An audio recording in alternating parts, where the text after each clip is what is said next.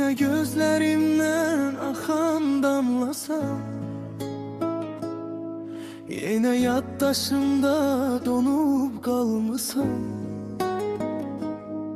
beni fikirlere esir salmışsan.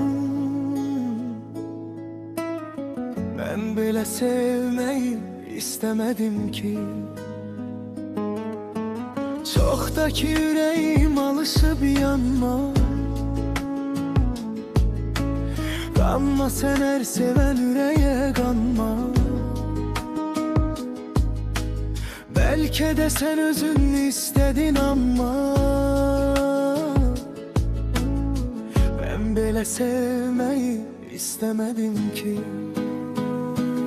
Zamansız savrulan bir külek kimi,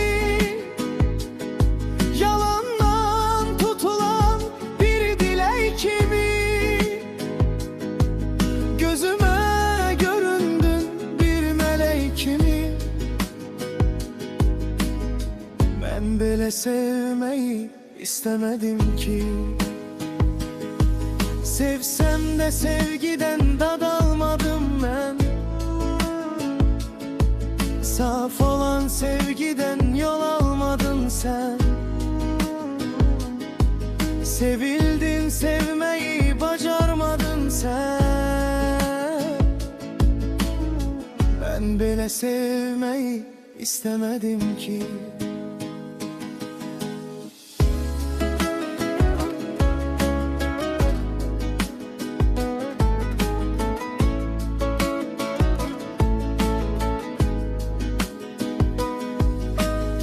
Yok ol uzaklarda, dumanda, çende.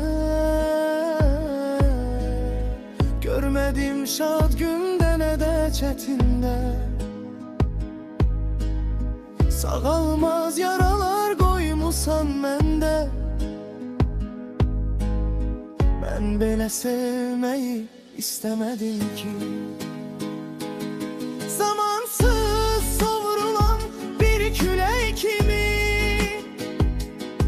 yalandan tutulan bir dilek kimi, gözüme göründün bir melek kimi. Ben böyle sevmeyi istemedim.